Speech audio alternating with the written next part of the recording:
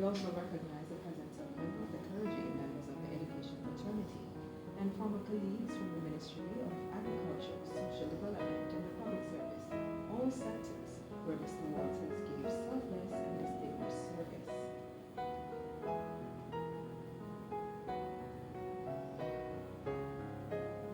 Prime Minister has now finished signing and is making his way over to view what the body has released in state.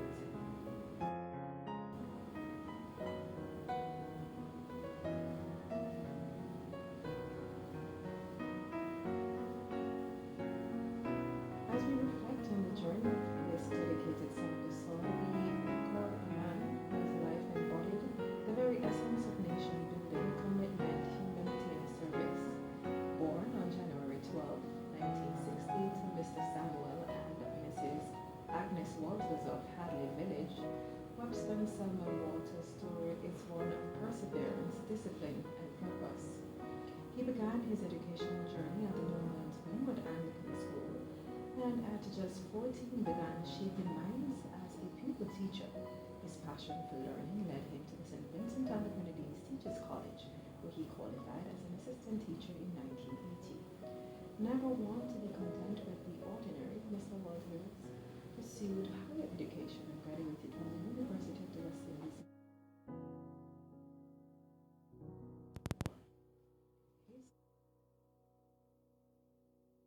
His diplomacy and politics, leaving an indelible mark in each. He entered national politics in 1998, serving first as a senator and later as the parliamentary representative for South Central Windward from 2001 to 2010.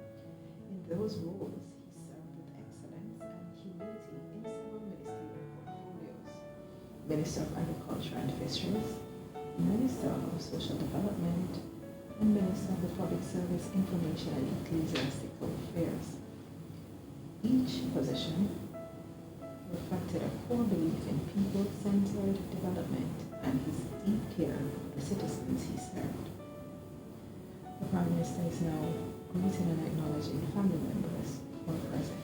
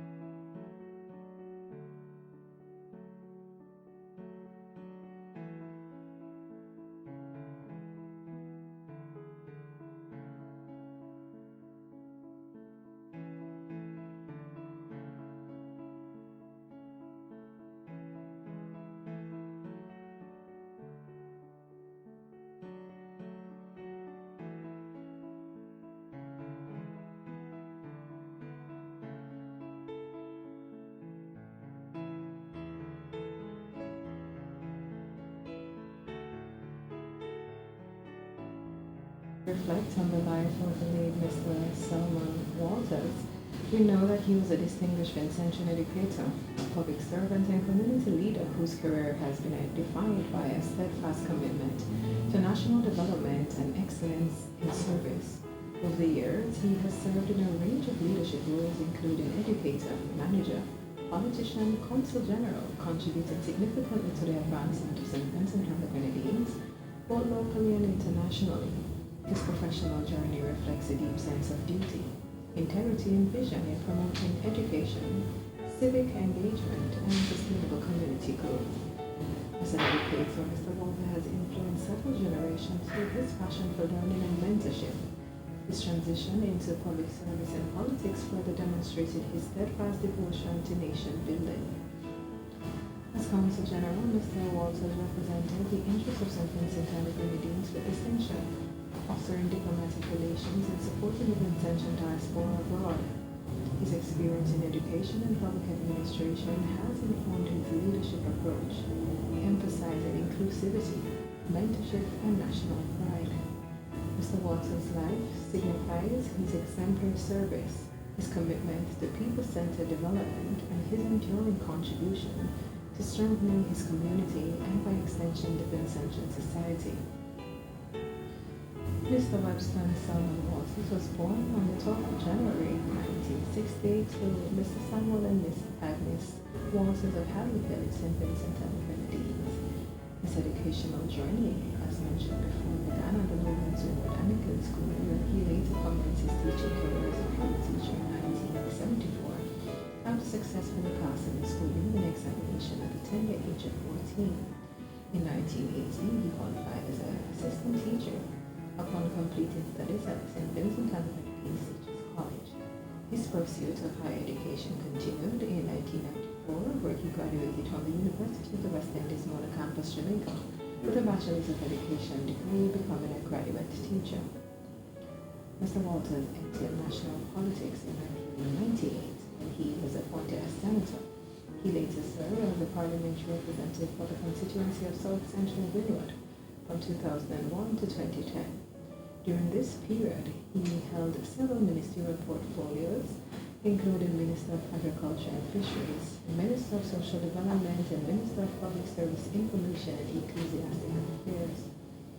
In 2011, Mr. Walters was appointed the Consul General of St. Vincent and the Grenadines in New York, a position he held with distinction until 2017. Upon his return home, he continued his service to national development as manager of the Arrowroot Industry Association, a role he occupied until his passing on the 13th of October 2025. Mr. Walters is lovingly remembered by his devoted wife, Mrs. Hicken Walters, son Kevin, Hezron, Kinroy, and Kenwa, grandchildren Joshua and Ethan, his beloved mother, Mrs. Agnes Walters, 5 brothers, 2 sisters, and numerous nieces, nephews, relatives, and friends. Mr. Walters will be remembered as a dedicated educator, a public servant, and a patriot whose life's work reflects a deep commitment to the people and progress of St. Vincent and the Grenadines.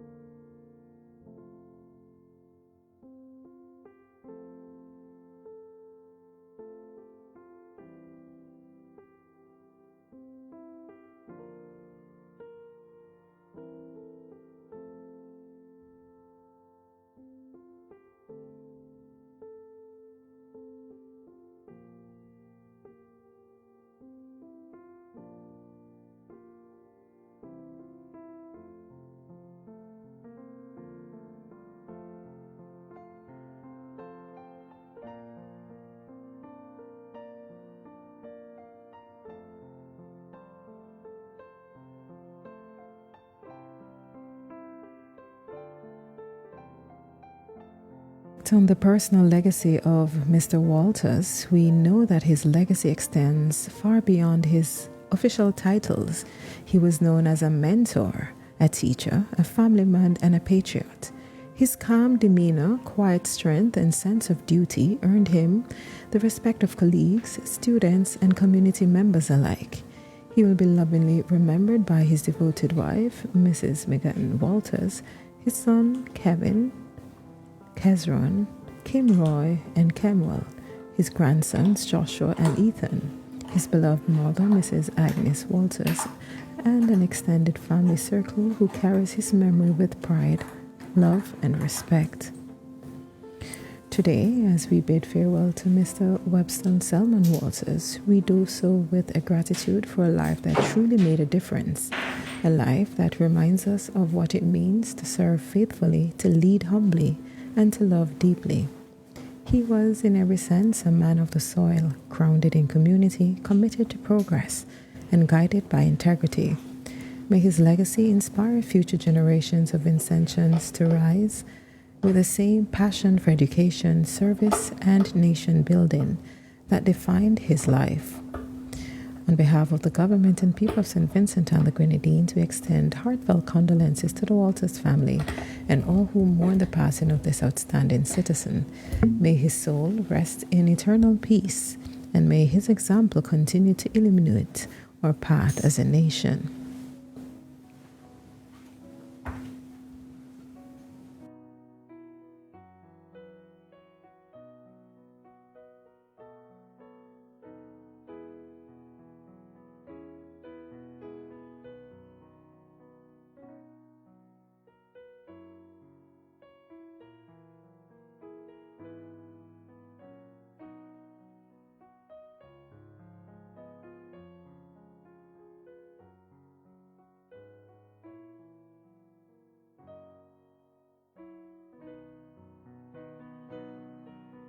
For the family. Who, the Governor General?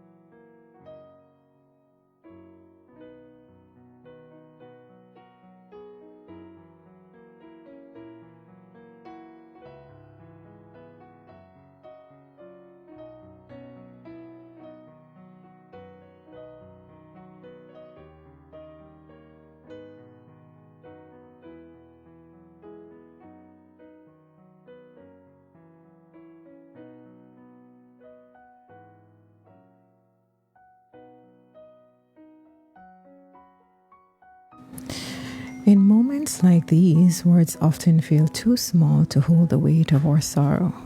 But even in our mourning, we find comfort in knowing that a life so beautifully lived can never truly end.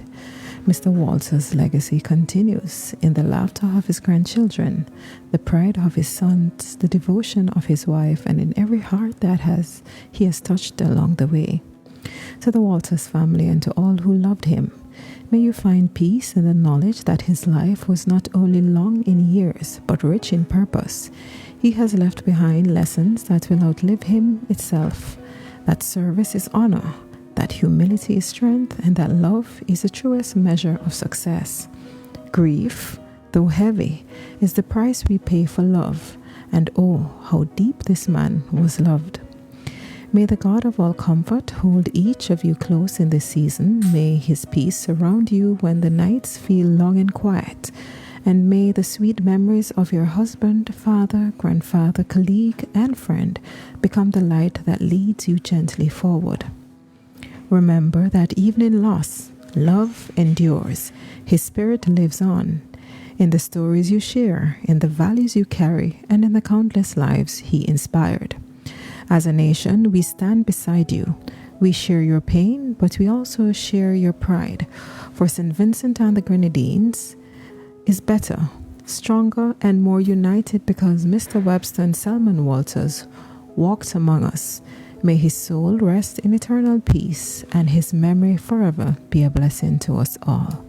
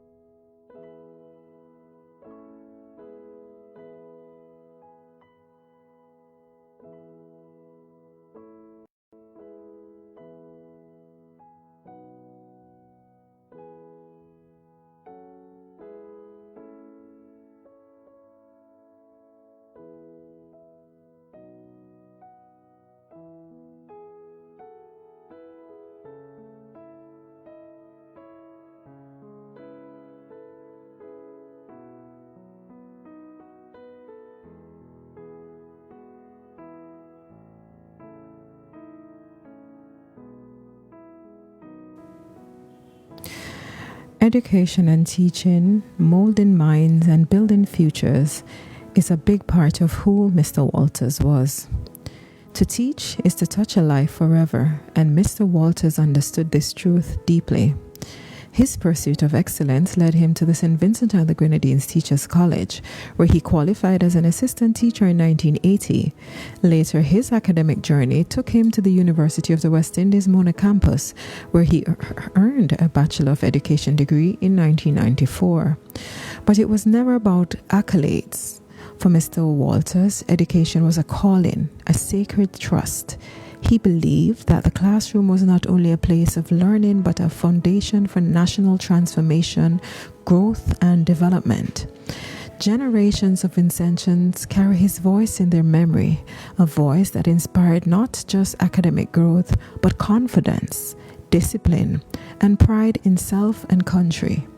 His legacy as an educator endures in every student who dares to dream and every teacher who continues to light the path forward.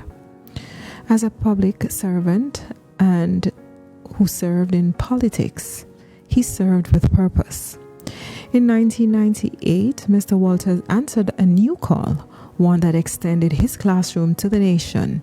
Appointed as senator and later elected as the parliamentary representative for South Central Windward, he carried the hopes of his people with grace and humility.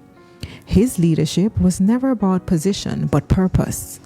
Whether serving as Minister of Agriculture and Fisheries, Minister of Social Development, or Minister of the Public Service Information and Ecclesiastic Affairs, his focus remained the same: the upliftment of people, the upliftment of St. Vincent and the Grenadines.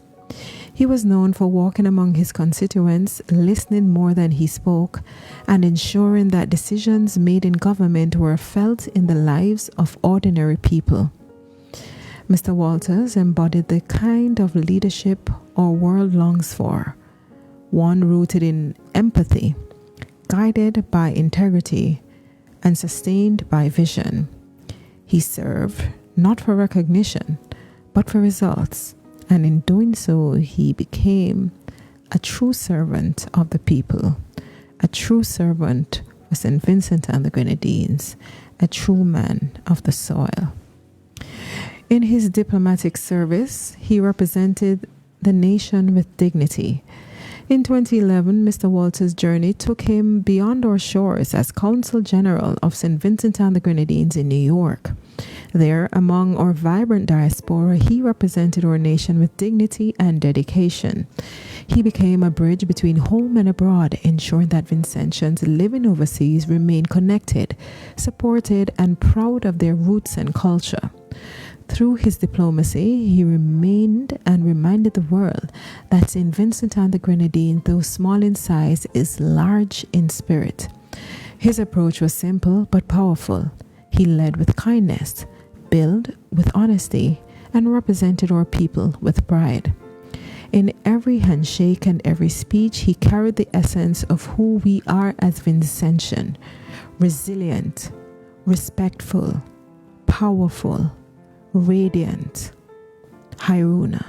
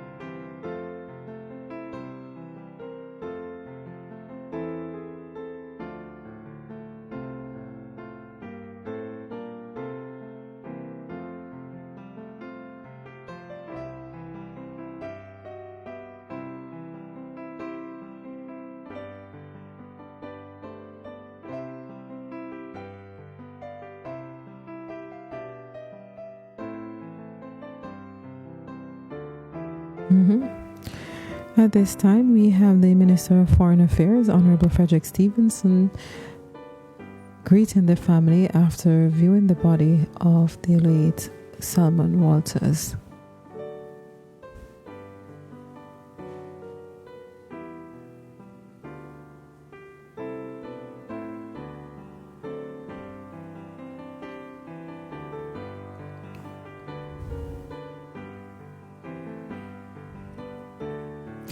As we continue to reflect on the legacy of Mr. Selmon Walters, we now look at his return home and his continued service, a legacy of industry and faith.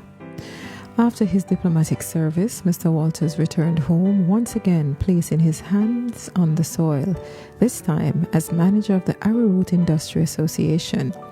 He poured his energy into revitalizing one of our oldest and most traditional industries, empowering farmers and ensuring that the legacy of arrowroot production remained part of our national identity, part of our culture, part of our pride. Even in this role, he guided principle and he remained principled and steadfast, very clear. Progress must be shared. His work reflected a deep belief that sustainable development begins with empowering communities and persevering in the industries that sustains us.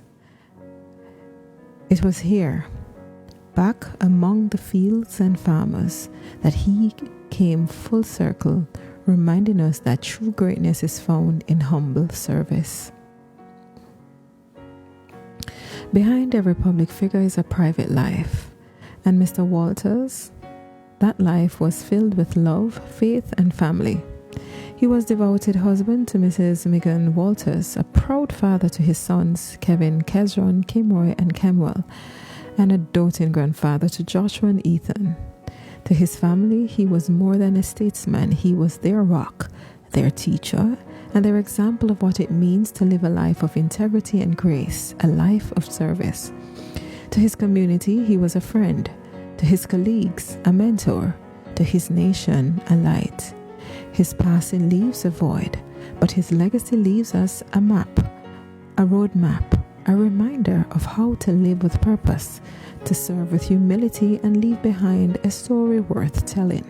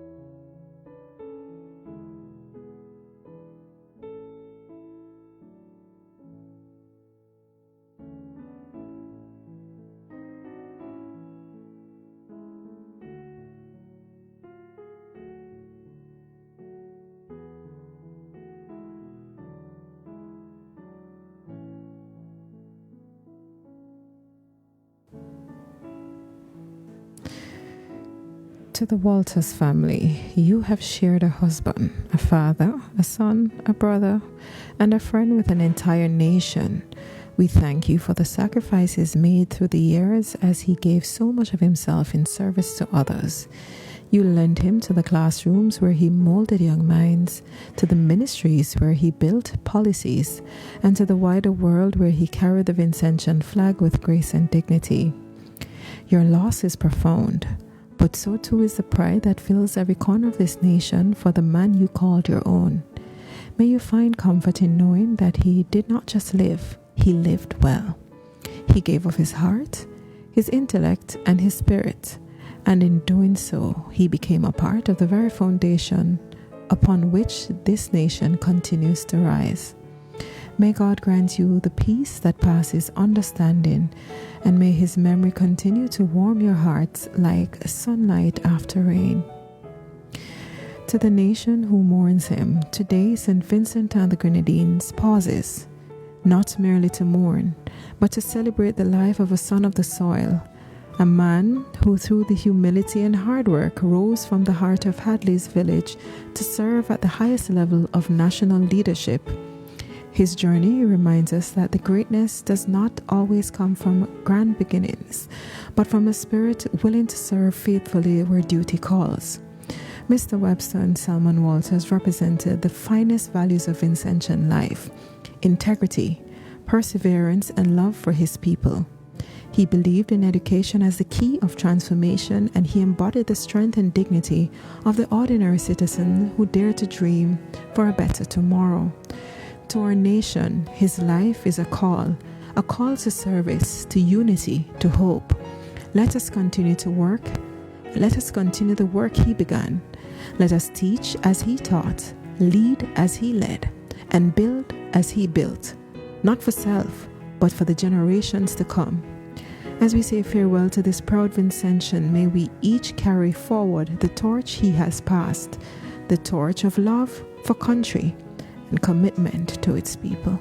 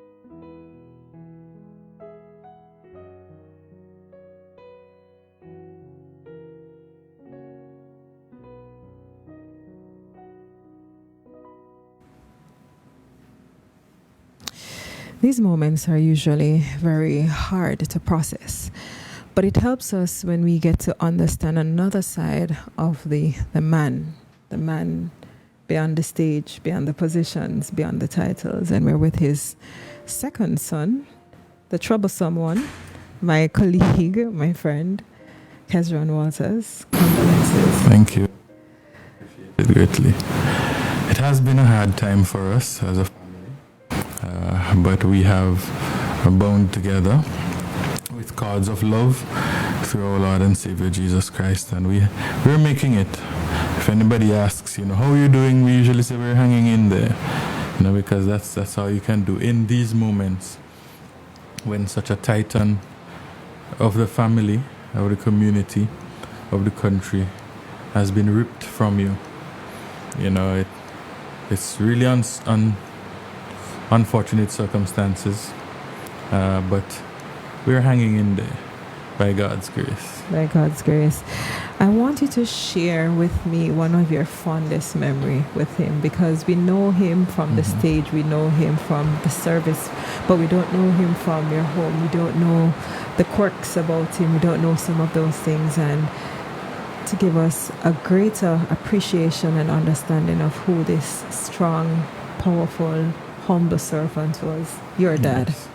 You know, many memories come to mind, you know, but Dad was always really calm amidst any circumstance. I remember early in the morning, the year was about 2007, December, Christmas caroling contest. You know, it went late, and I'm driving home early in the morning, and I get into an accident. It's about 4:35 a.m. maybe, and I call the home phone, and my mom picks up. I said to her, "Mom, where's Dad?" She said, "What happened?" I said, "Where's Dad?" Because mom is yes, so she tends to panic, and she gives him the phone, and I said, "I got into an accident," and he started fussing, and then he just stopped himself in his tracks. And about 10 minutes later, he was on the scene, and he, level-headed as he is, he was able to move the vehicle to the side of the road. And then we were driving home, and he said, "You can replace a vehicle, but you can't replace a son." And that always stuck with me. He was always so level-headed, and he thought through situations, and he is able to diagnose situations and sort them out quite easily and well. And one of the things I would miss about him is his advice, because I could call him at any time, and he always had wise advice. He would think of something that you would not think of. I would really miss him in that instance. Your family would have sacrificed a lot, because he was always in service, whether it's in the classroom, whether it's actively serving in politics, whether it's serving as Consul General. Yes. How was he able to keep that balance, and how has that influenced the family? When we were younger, as children, even though you worked a 9 to 5, he always found time for us. If it's to take us with him to the farm on a Saturday morning, or to take us to the beach on a Saturday. Some mornings we would go around to Sanssouci, where the young fella almost drowned some time ago, and we would play on the sand, in the water, and we would have fun with that. And then a little later on in life, we would go to Indian Bay or to Villa Beach. He always made time for us. It didn't matter.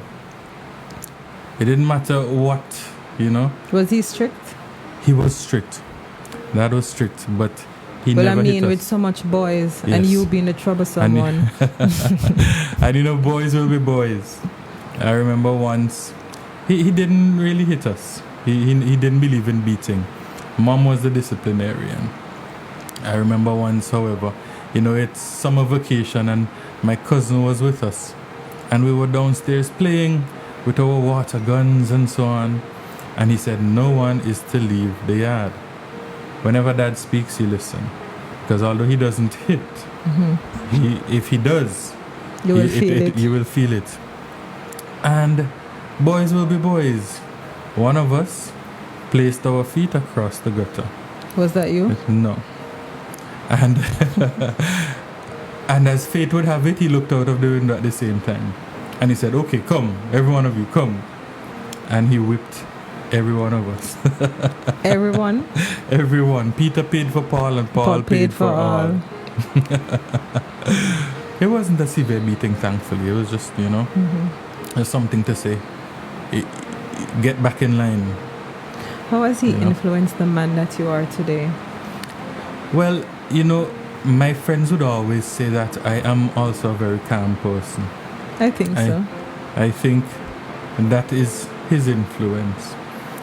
His love for the things of God has rubbed off on me as well. He had an immense knowledge of the Bible. Immense. So Louis Straker would say, even in cabinet, they would have debates about doctrine. Right. So Louis being an Adventist, and us being Orthodox Christians. Sunday, we worship on the Sunday.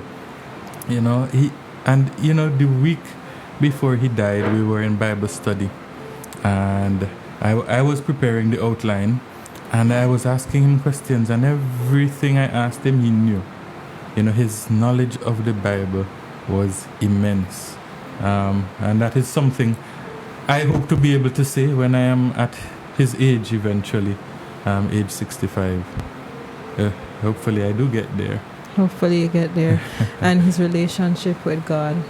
His relationship with God was incredible.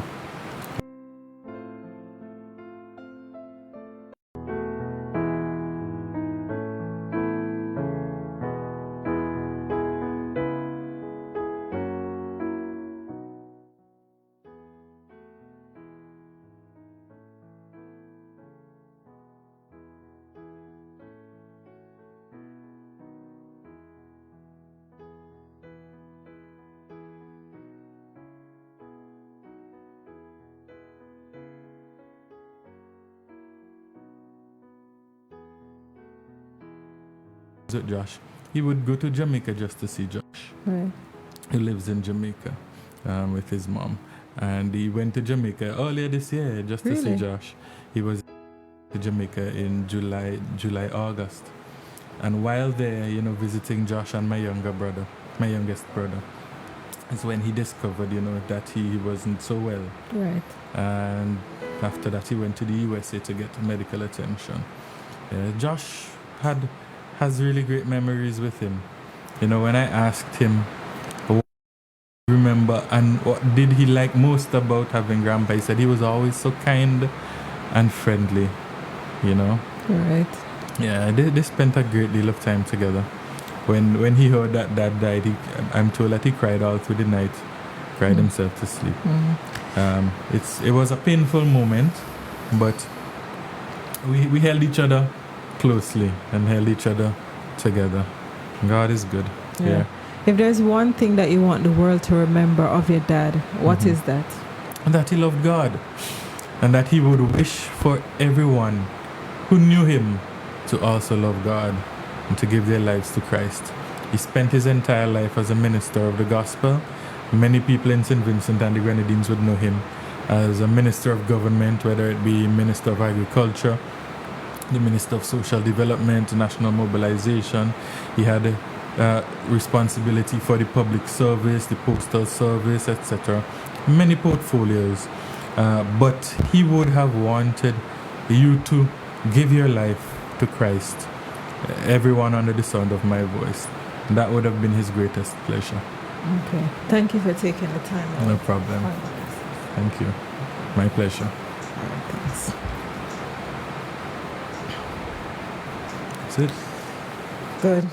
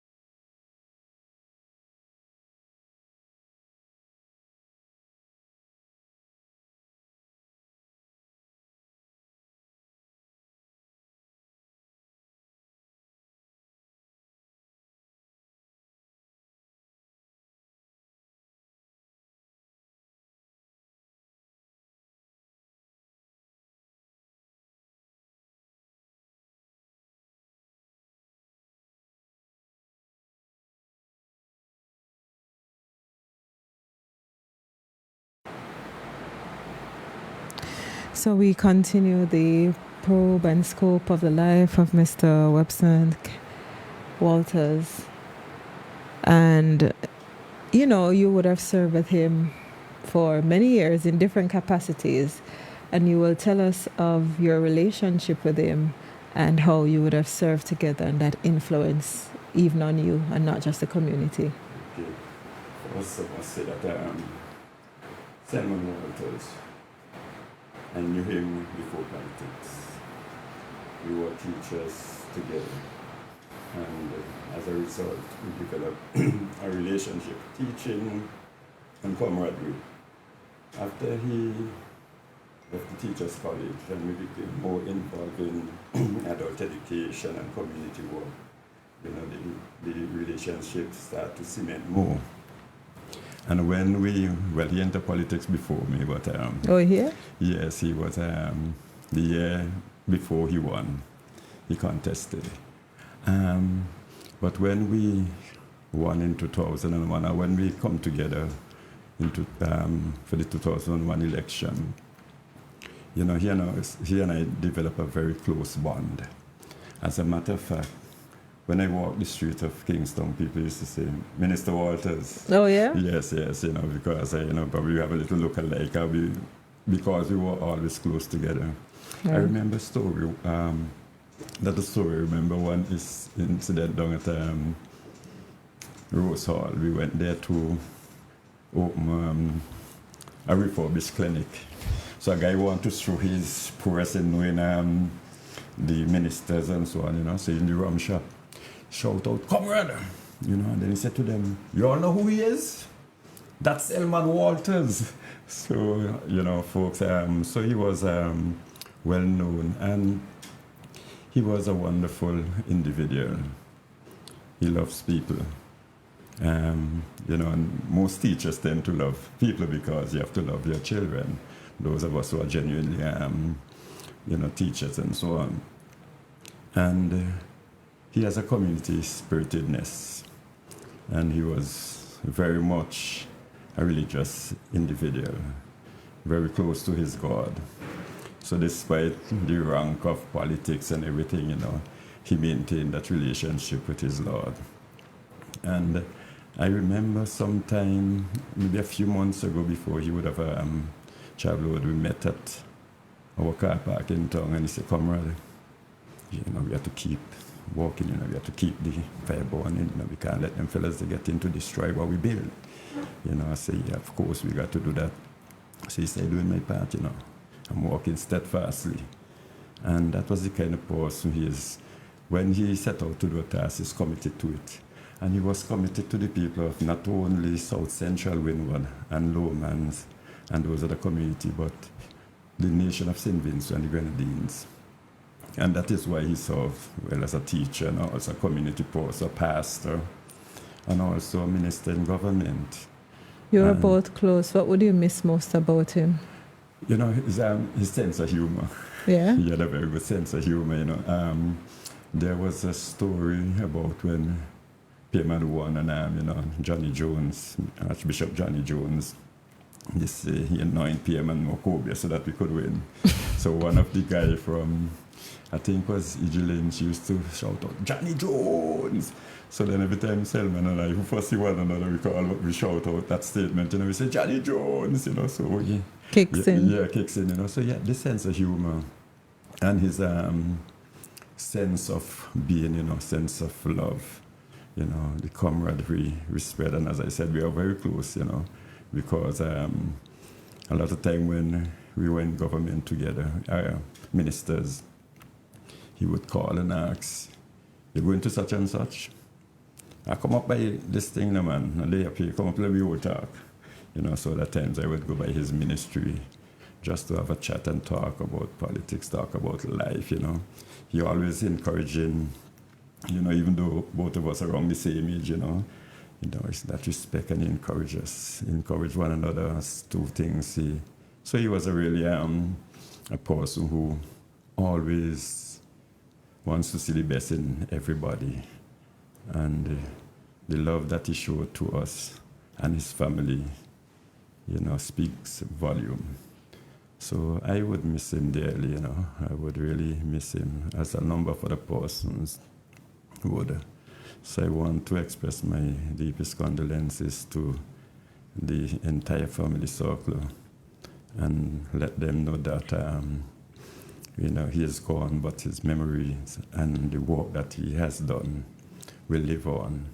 And they can cherish the fact that he did South St. Vincent and the Grenadines and played his role. And they could take comfort in that and comfort in the Lord that, he's gone to a better place of rest. So to the people of South Central Windward, I know they have lost a great man. And to them, I say, don't grieve too much, just cherish his memories. Thank you, Minister Bergen. You have taken the time out to share and offer your condolences and give us some insight into who he was as a human being beyond the titles and the politics and stuff. And the most important thing that you highlighted is that he maintained that relationship with God and he was a man of God. And that is very critical. At this time, we can truly celebrate his passing because we know that that relationship with God was paramount in his life and was important to him. And that's a very critical takeaway for all of us. Indeed. As we are still here and we're able to continue his legacy, to share and to keep going forward, not putting God at the center of all. Thank you so much and thank you for your service. You're welcome. Okay. Minister, come.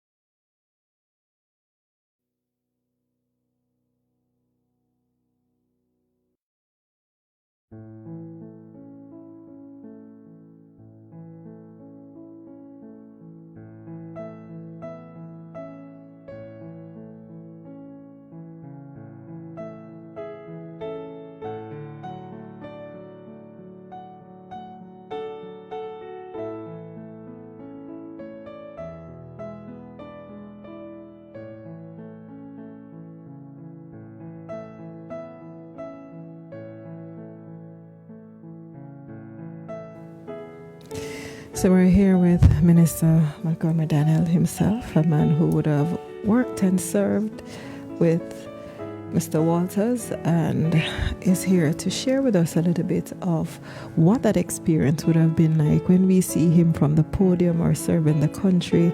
It's one character, but you would have known him on a more personal level. Share how that relationship was and how that has influenced or inspired you in any way. Morning. I want to say to you that Selmon was my brother, he was my friend, he was my comrade. I knew Selmon since he was a teacher at the primary school at Lauders. His brother, my brother and him, they were in the same class as pupil teachers. In those days, of course, as teachers, we would have gone to the Georgetown Pupil Teachers Training Center. And I was just ahead of him. He was in the same class as my brother. And I knew him then as a primary school teacher. But it was in 1998 when he became a candidate for the Unity Labour Party that I too, who was a candidate for the Labour Party at that time, that we sat on the same platform. We became comrades. And we developed a sound relationship from there on until his passing. Though he did not win his seat in 1998 like I did equally, because I lost my seat as well, like him, that in 2001, when elections were called and the results were there, that both of us won our seats then. And so we became colleagues at the cabinet.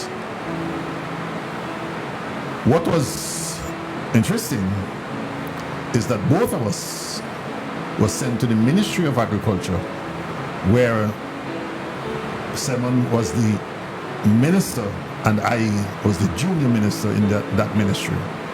And so he was my boss in that ministry at that time.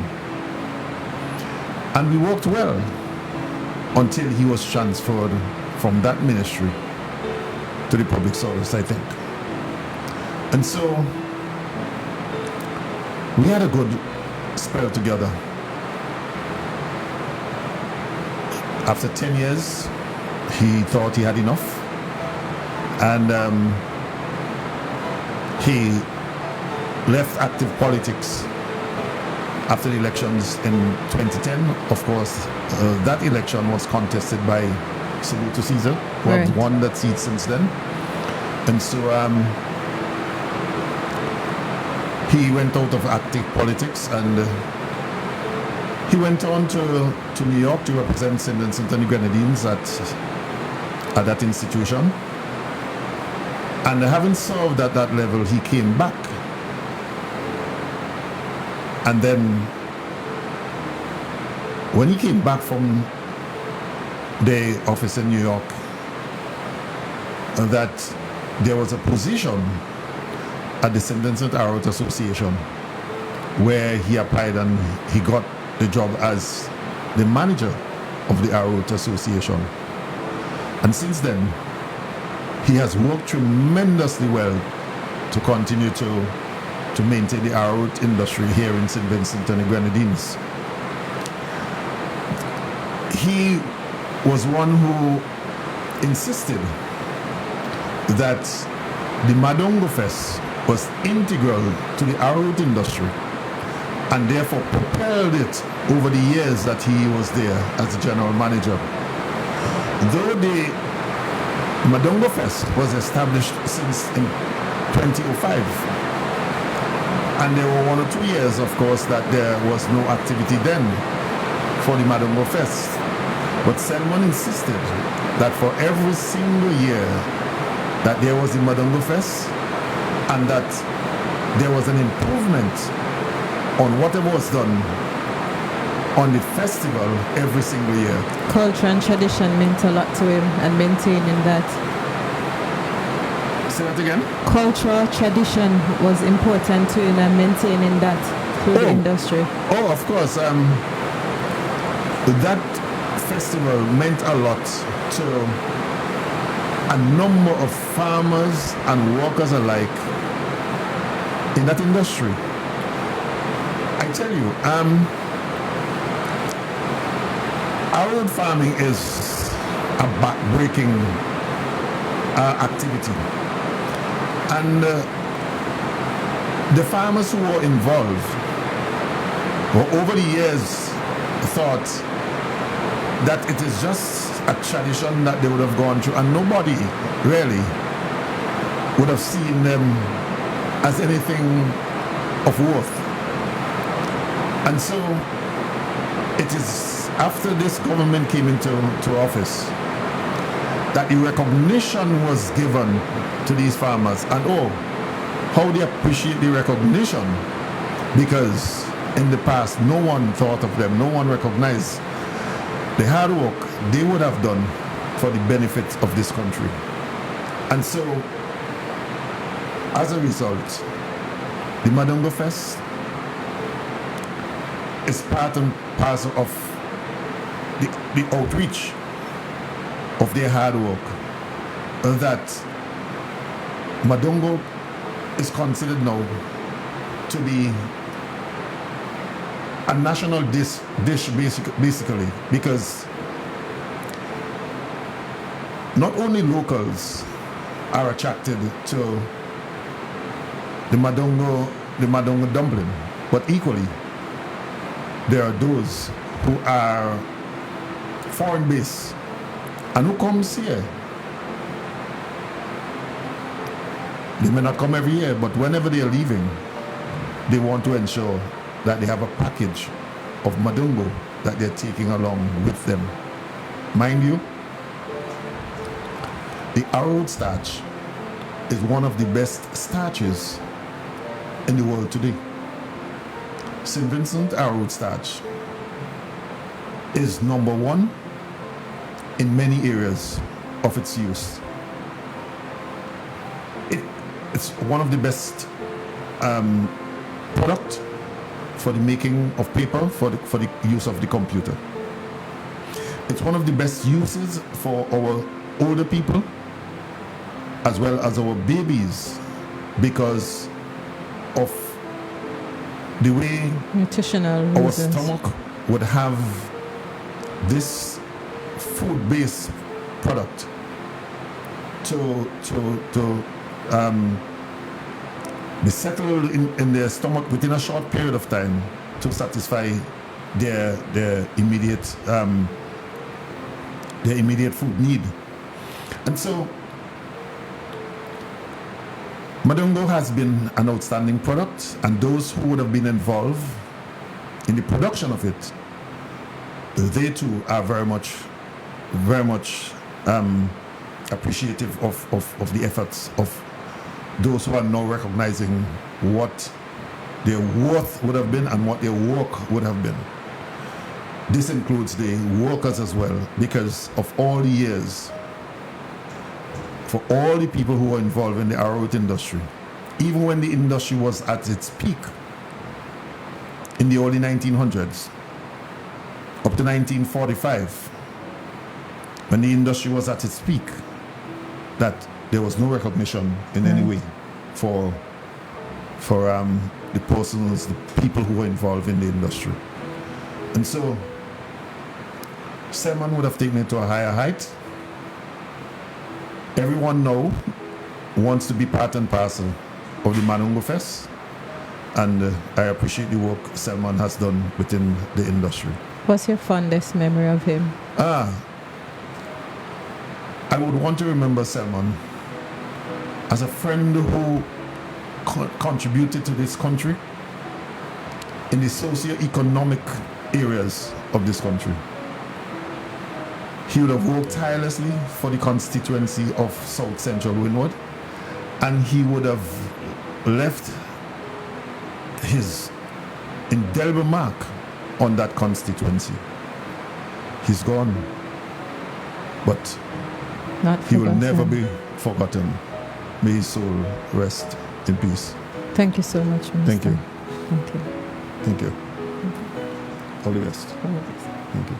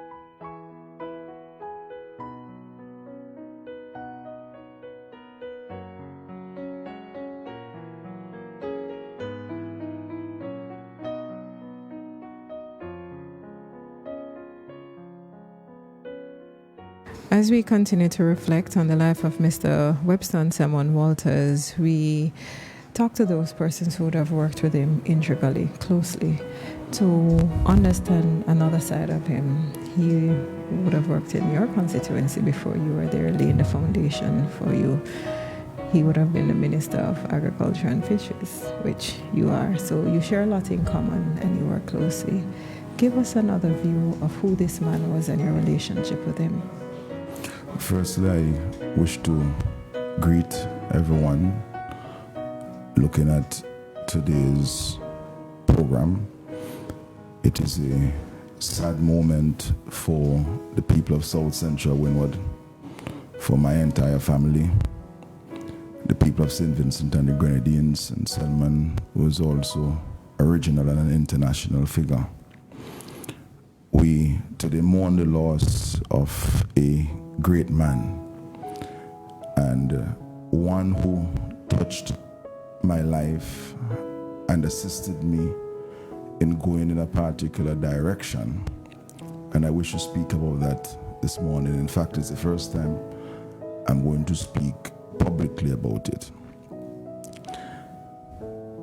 I returned from university, the University of the West Indies and Law School at the age of 24 as a qualified attorney.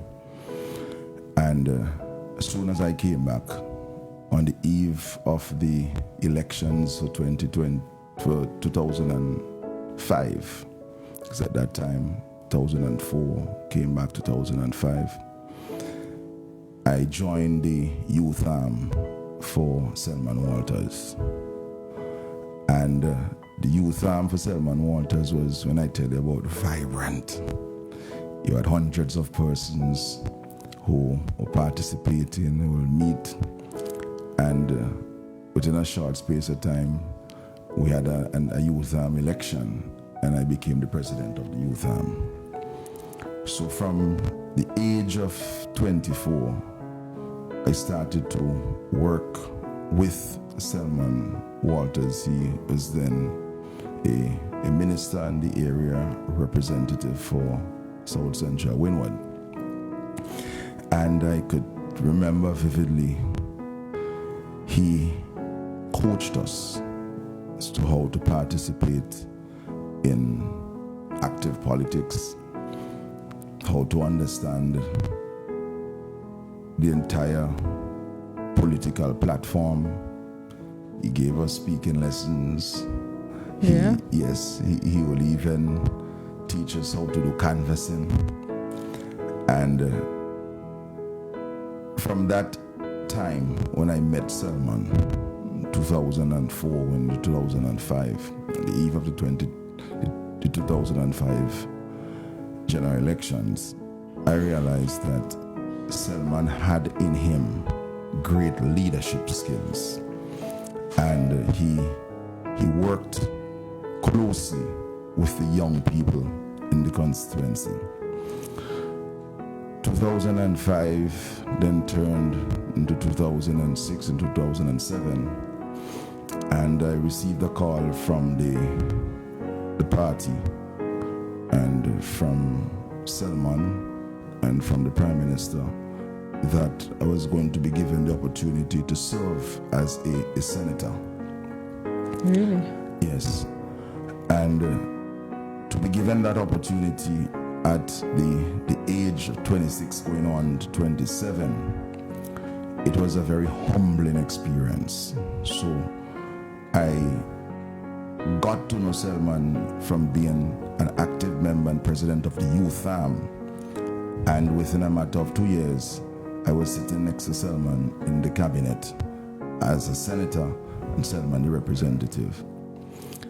And a lunchtime at cabinet did not pass, or even before cabinet meeting or after cabinet meeting, where he'll pull me aside and he will continue to coach me.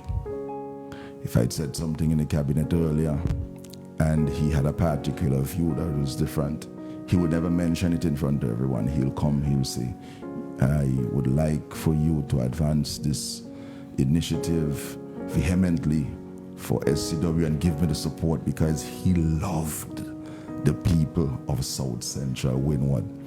And we had a tag team partnership. It was around 2008, which is basically 3 years after.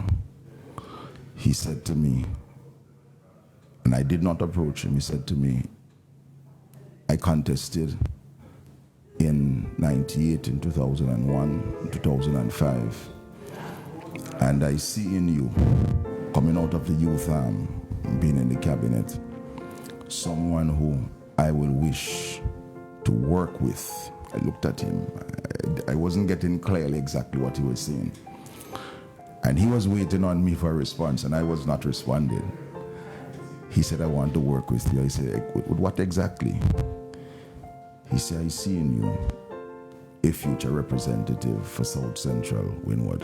He said, it's not my call because there's a constitution for the party, but I would like to work with you in whatever way you need help. If you so desire and you think that it is something that you would want to do to work with the people. I prayed about it, reflected. Without saying yes or no, we started on a particular journey. And if Selmon was going in a community, he gave me a call, he said, let's go. If Selmon is traveling upon his return, he will explain to me exactly what took place and go through all the procedures of the election day and all of this. And still, there wasn't a yes or no that I was going to be the candidate. 2005, is where we started. In 2009, I was made the Minister of Housing. Before that, I was Minister of State in Agriculture. But I was a full minister before contesting. Right. In 2010. 2009, I was made a Minister of Housing, Lands, Local Government, Physical Planning, Informal Human Settlement. And he said to me, I am going to work with you and give you the full support to be the candidate in the upcoming elections. So this is the only election you would have done without him? This is the only one. How are you feeling about that? Well, emotionally, it is tough. But to know Selmon is to understand that he was fearless. And the last thing he would want for me to do, or for anyone in South Central Wynwood to do, is to become overwhelmed with emotions so that we don't stick to the plan. We don't stick to the plan and we lose our focus. And we do this one for Selmon. 2010, Selmon was on every single platform with me. And he will speak just before me. And of course, the narrative of that speech is that I have passed on a baton to Saboto Caesar. And Saboto Caesar is going to be here with you. And he's going to take that baton. And at some point in time, another Unity Labour Party candidate will come. And Saboto will pass that baton to that person. But one thing we must always do is to keep South Central Wynwood firmly in the column for the Unity Labour Party victorious at every poll. And Selmon, after 2010, served internationally, and as just was noted by Honorable Montgomery Daniel upon Selmon's return from the United States of America, where he was doing public service. He served as the manager of the Route Industry Association, and it was, I was smiling. He would call me in the morning and he would say, Mr. Minister, can I have a word with you? and he would chuckle and we would both laugh because substantively now I was his minister. Right. And I said, please, don't do me that. And he did an excellent job. Of course, he had the full understanding of the working of a government. He understood all the governance issues, all issues of accountability and transparency, efficiency and efficacy. And he brought that to bear on the Route Industry Association. And he was able to keep the staff together. And when we had the volcanic eruptions, he was very instrumental in ensuring that post eruptions, that the farmers of the Arrowroot Association every year they receive a significant form of compensation, a percentage of their last sales. Good. You know, there are some persons who, because just to explain for persons who are listening, the Arrowroot Industry Association, they're the sole purchaser of arrowroot rhizomes. So the only place you could sell your arrowroot is to the association, because nobody else is utilizing the raw material. So if the factory, the state-owned factory, is damaged, then you have no place to sell it to. And what Selmon organized, and he did this working along with Minister Daniel and myself, was to ensure that even though the farmers did not sell, because there's no factory, so we're not buying, Right. that they received a percentage of their last sale prior to the eruption. Oh, wow. Every single year. And the last payment was made in the sum of $400,000 a month ago to the arrowroot farmers. So they didn't sell any arrowroot rhizomes, but the factory is under construction. And they received the monies. And it's a very emotional moment for all of us that Selmon was instrumental with Montgomery Daniel to get a location for the new factory. And this is the last year that we will go without a processing of arrowroot, because we're going to do it for next year. And the factory is basically 80% completed. And I know that Selmon was looking forward to the opening of that factory. I remember visiting the arrowroot factory the pulverization center. I visited it about a month and a half ago. And it was a bit of an impromptu, a drop-in Orange Hill. And I went there. Selmon was there speaking to the chairman of the association, the board. And I said to him, what are the plans like for the Madongo Festival? And he said, you know, I just have to go away to do something small from a medical standpoint, and I'm going to come back in time for the festival. And we were well prepared for his return. And the plans were in place for the festival. He will call me almost every day. The people, the checks are written already. The payments on time for the farmers. Remember, the Madongo Festival has to be bigger and better in 2025. You know, it's an excellent festival. I don't know if you had the opportunity to go to the festival this year. Not this year. But it was a really nice event. And Selmon, his fingerprints are all over at festival. The staff will definitely miss him. The people of South Central, it's a very hard time for us this moment. Last night we had a public meeting in Lauders, and we were standing in front of a facility, the Lauders Agro-Processing Facility. And I just want to explain what this is. In the immediate aftermath of the removal of trade preferences, there are these sites throughout the country where you had boxing plants for bananas. Mm-hmm. And it's not coincidence. These parcels of land and these buildings are within certain agroecological zones to be closer to the farmers. And it was Selmon's dream and his vision to transform that site that area where we had the boxing plant for bananas, into an agro-processing plant that would focus on doing the vacuum packaging of a dasheen. Right.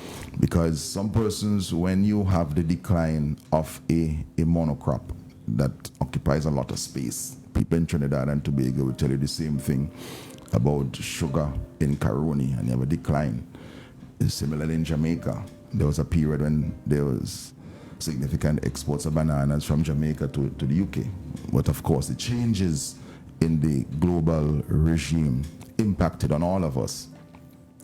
Selmon will be remembered as one of the visionaries who began the diversification process post-bananas. So he laid the foundation for the transitioning of the rural economy from banana production being a monocrop, the only crop, and he was doing it responding to international changes that were taking place. In some countries, you have policymakers who, when they have a decline because of international vagaries, they drop a whole sector. They go into the services and they forget the critical importance of food and nutrition security and food sovereignty. But Selmon was able to locate markets internationally. He was able to work with the farmers, and today it's on the back hard work of persons like Selmon Walters, Gerlin, Miguel, also Comrade Montgomery, Daniel, the work that we are doing now at the Ministry of Agriculture. Why 98% of the root crops going into Trinidad and Tobago, they originate right here in St. Vincent and the Grenadines, because we were able to manage that transition. He was also very instrumental in repairing many buildings in the constituency. For example, he did significant work in Greg's at the clinic, did significant work in Lowman's at the clinic as well.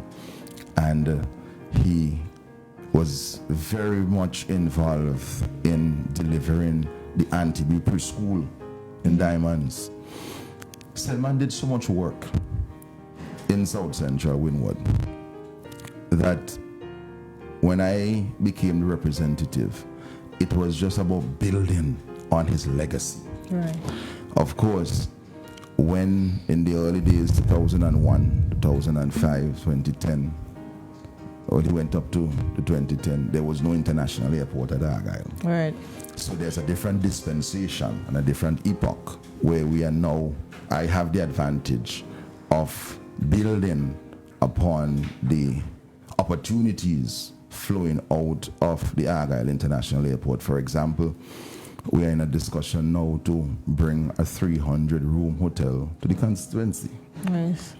And of course, what that is doing, it is building on the legacy of Selmon. You had students, for example, who went to the Antibee Preschool, an excellent platform there, who will eventually come to work at a 300-room resort in the constituency because they had excellent schooling.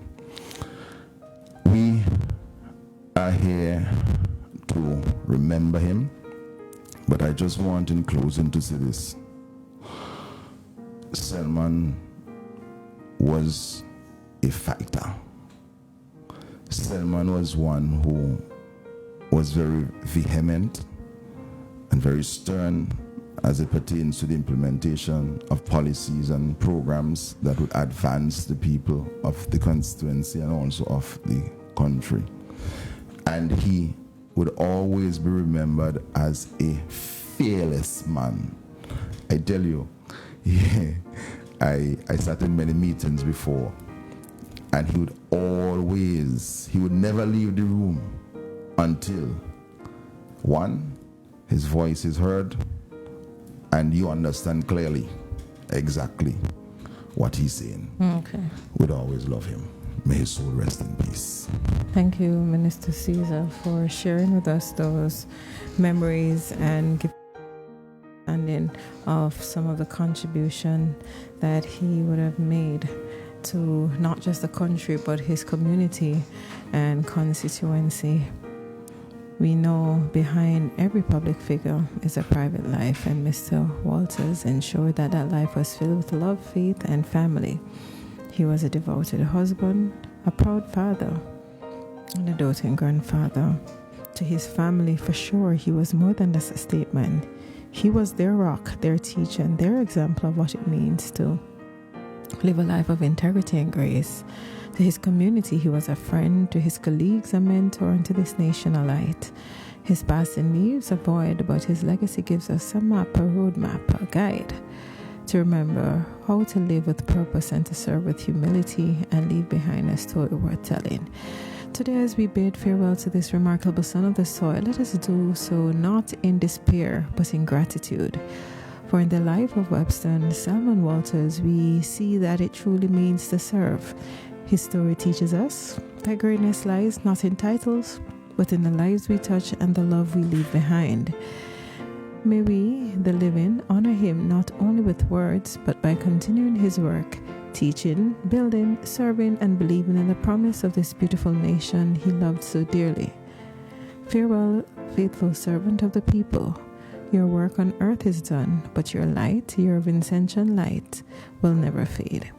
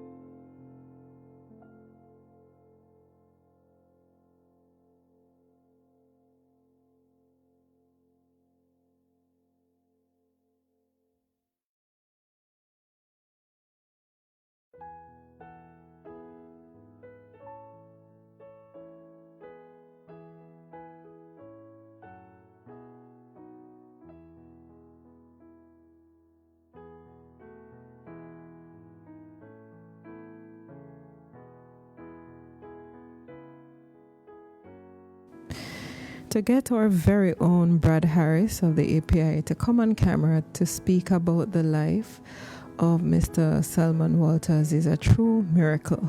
This man is usually behind the camera and facilitating the behind the scenes of the Agency for Public Information, but his life was so inspired by Mr. Walters. He has come to share with us today his own memory and the impact that Mr. Walters had made on his life. Brad, what was your experience with Mr. Walters?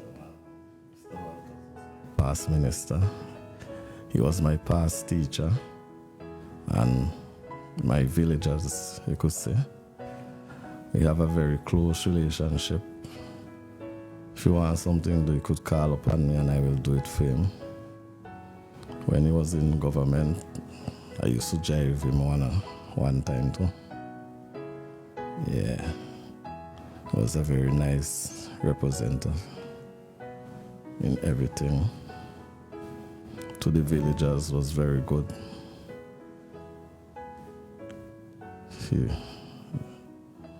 May he live, rest in peace. Very nice man, trust me. How you think the community is feeling about his passing? Well, the community is mourning very big about this time. It's something that we know have to come, but I think we didn't expect it so soon to happen. Though everybody have to die when the time comes, but it was shocking. How has he personally impacted your life? Well, when he joined government, I think it was 2001. I was employed with the government as a release driver. Actually, I released somebody and the person unfortunately passed away, and I ended up and get hired by a PS that was under the same minister of government.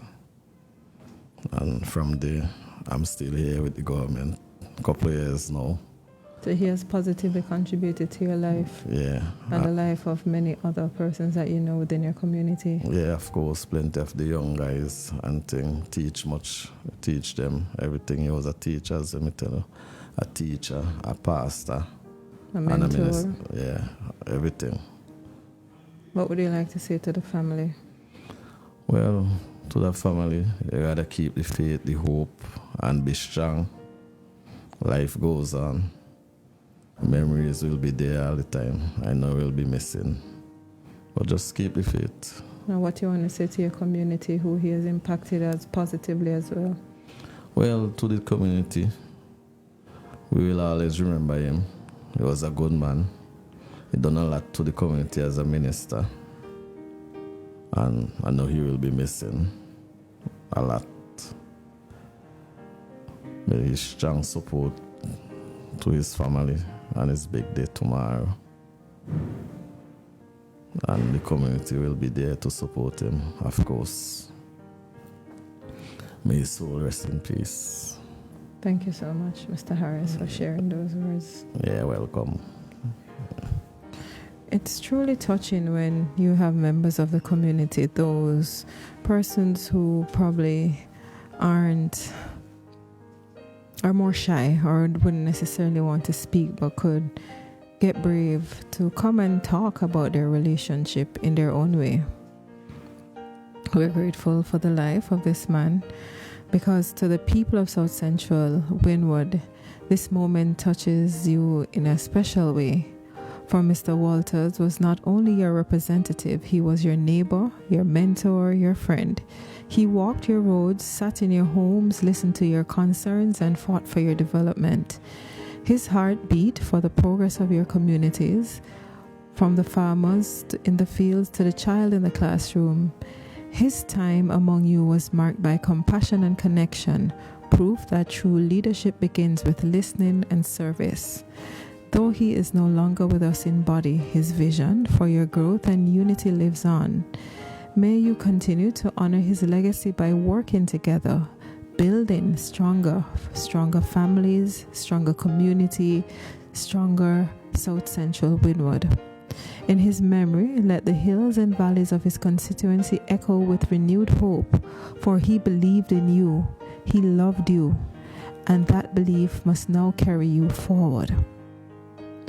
We have gathered today to honor a man who gave his all, not for fame, not for reward, but out of love for his country and people, out of love for St. Vincent and the Grenadines, for Hairuna. His was a life that proved that service, when done with humility and sincerity, becomes the truest form of greatness. May his story remind every Vincentian, young and old, that our lives have purpose, our contributions have value, and our nation has hope. Though today we say goodbye, we also say thank you for his example, for his wisdom, his laughter, and his light.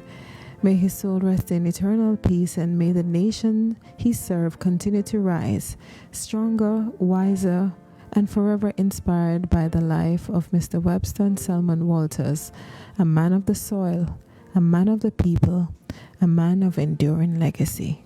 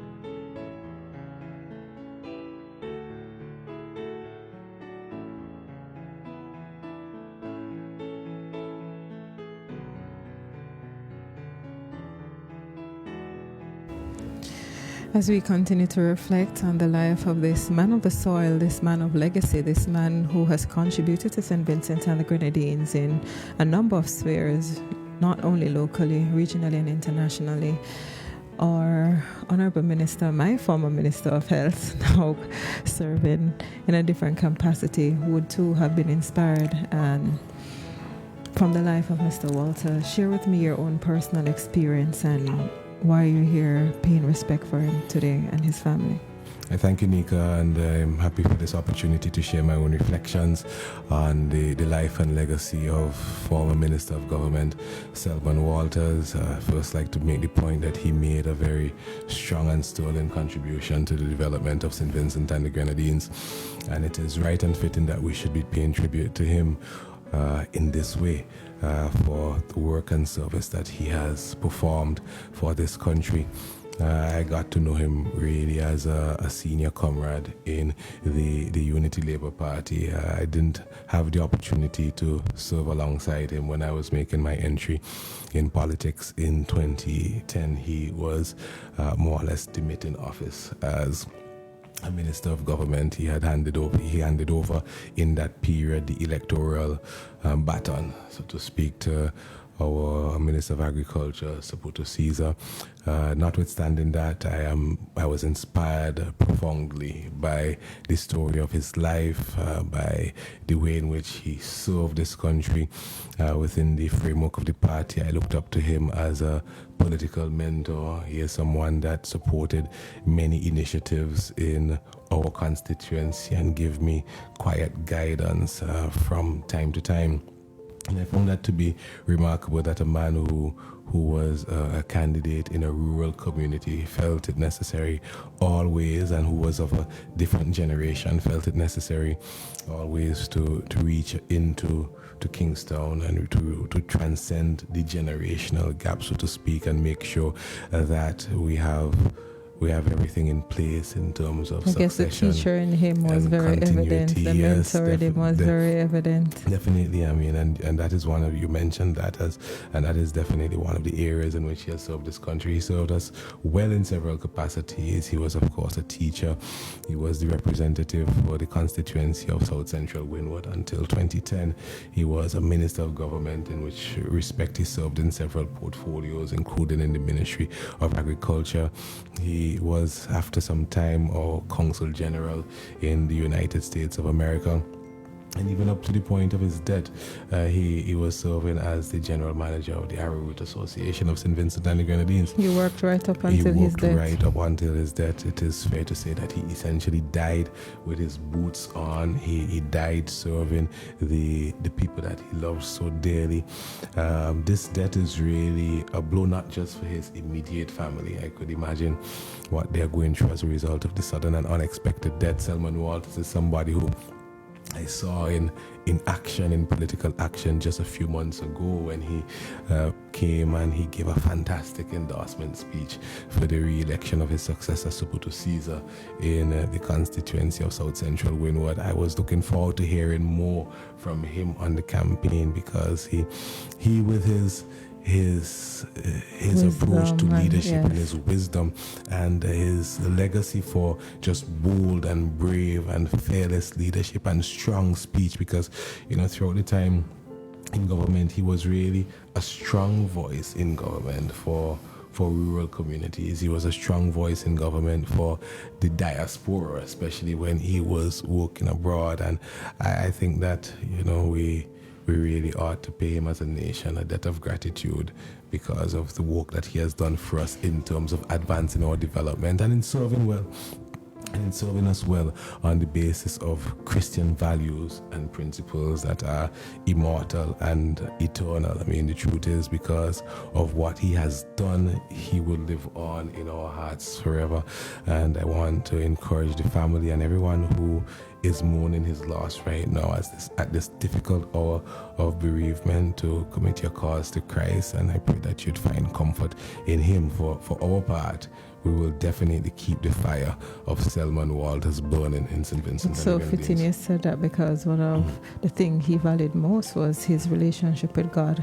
Of all the titles and how he would have served, his most critical and component of all what he would have encompassed is that relationship with Christ. Well, the thing is, we know that we should seek first the kingdom of God and his righteousness, and all things will be added on to us. And we could now say, well done, thou good and faithful servant of the people of St. Vincent and the Grenadines and your Christ. Go and take your rest in peace.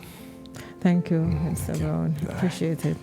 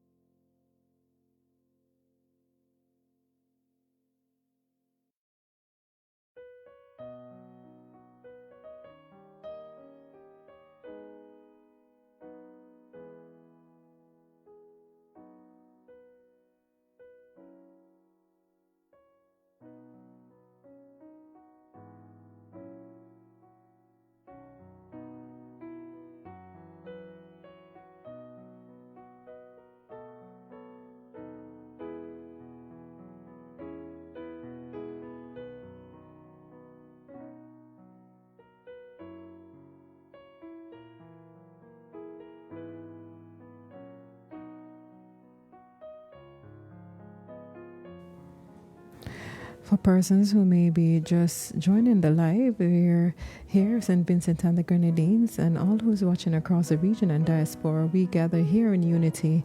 We gather in gratitude and gentle remembrance to honor one of our nation's finest sons, Mr. Webster Selmon Walters. As the morning light resets softly on this land he loved so deeply, we pause to celebrate a life rooted in service, guided by purpose and enriched by humility. This is not a farewell, it's a moment of national thanksgiving for every classroom he taught in, every policy he helped to shape, and every life he touched stands as living testimony to a man who believed in the promise of his people and a man who believed in God. We're reminded that grief and gratitude often walks hand in hand. The sorrow we feel today is simply the echo of how deeply we have loved and respected this man. Mr. Walter's story is not one written only in words or titles, but in actions. In his early days as a teacher in Lomond's Windward, in his time as minister, and later as Consul General, he carried with him one simple philosophy: to serve with integrity and to serve with his heart, which he did until his dying day. And so, as the tributes continue, we invite you to reflect not only on the life he lived, but on the lessons he leaves behind, lessons of discipline, of duty, and devotion to our country. To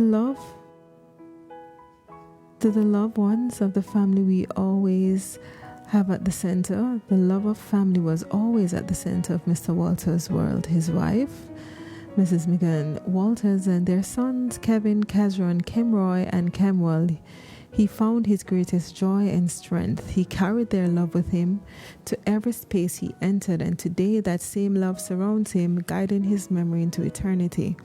To the family, your loss is shared by an entire nation, but know this: the seeds of goodness he planted in each of you will continue to grow, nurturing generations to come. For the people of South Central Windward, this farewell is especially personal. You knew him not just as Minister Walters, but as Walters from down the road, a man who stopped to listen, who understood your struggles, and who fought tirelessly for your communities, for the farmers, for the arrowroot workers, for everyone who came in contact with him. His work was not only about policies or politics, but about people, and the love of people was his truest calling. Today, as you mourn, may you also celebrate the legacy of one who believed that progress begins with empathy and that leadership is measured not only by words, but by service.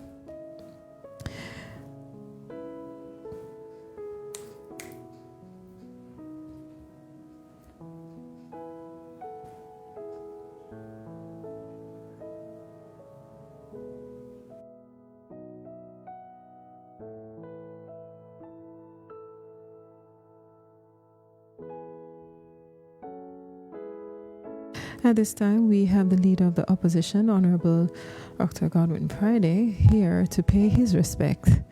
He is currently signing the book for the family, the register for the family, after which he will view the body as it lays in state and greet the family.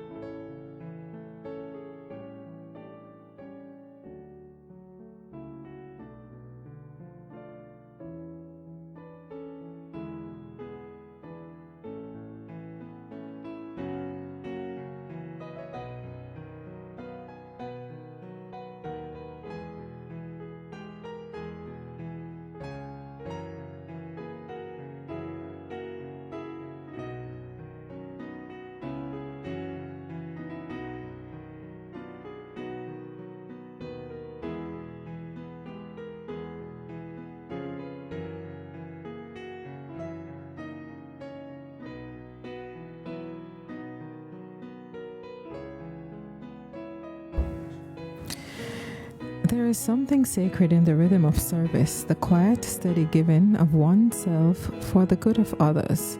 Mr. Walters lived his life in that rhythm, from a young teacher shaping minds to a statesman representing our nation abroad. He never lost touch with his roots and culture. His journey reminds us that no contribution is too small and no act of kindness ever goes unnoticed. And as we listen today, let us all ask ourselves, how can we each continue that work?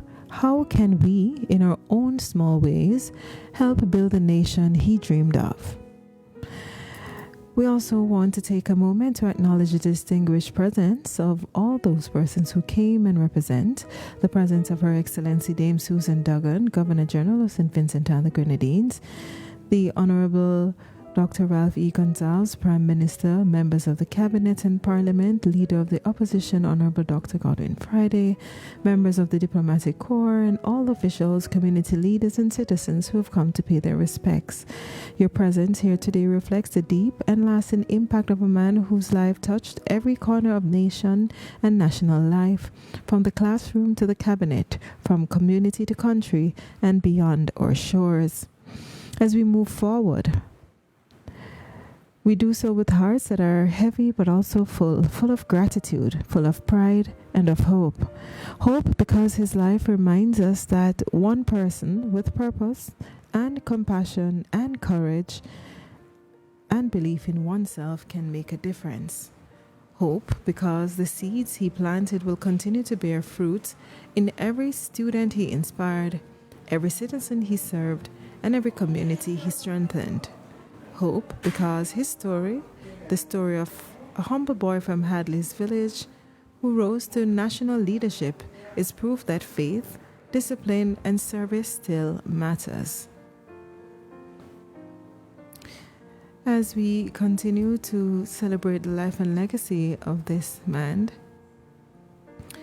farewell is not what we say. We celebrate his life. Sound and the curtain gently draw close on his remarkable life. Let us hold this truth close, that a nation's greatest wealth is not found in its buildings or borders, but in the character of its people.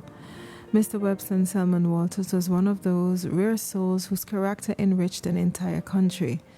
May his memory forever remind us that to serve is to lead, to love is to live, and to give of oneself is the greatest legacy one can leave behind. Rest well, faithful servant, you have ran your race with honor. Your light will continue to shine across the blessed island, this blessed island of St. Vincent and the Grenadines. Take your rest.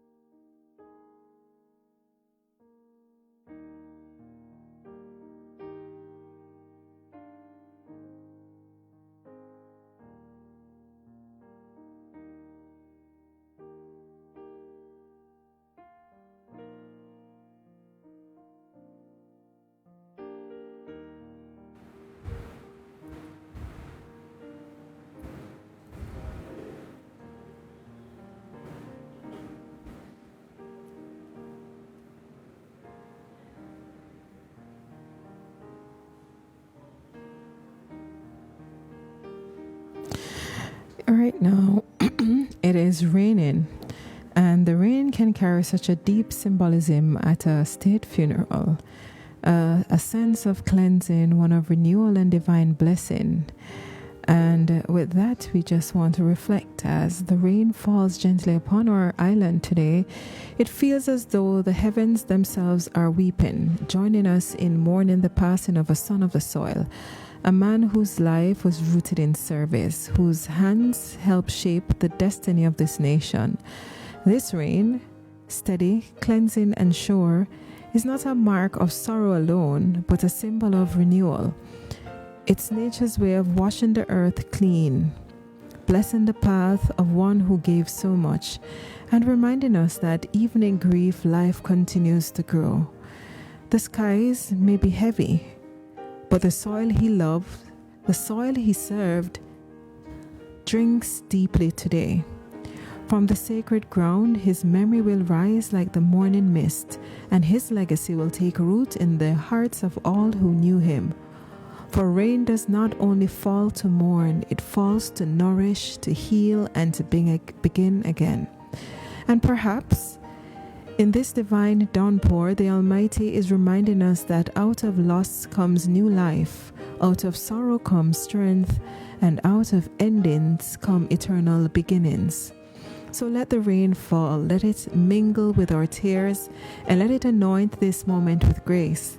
Because just as the rivers flow from the mountains to the sea, so too does the legacy of Mr. Selmon Walters flow through the generations, through his communities, through his families, nourishing, guiding, and forever reminding us that service, integrity, and love for country are the true measures of a life well lived.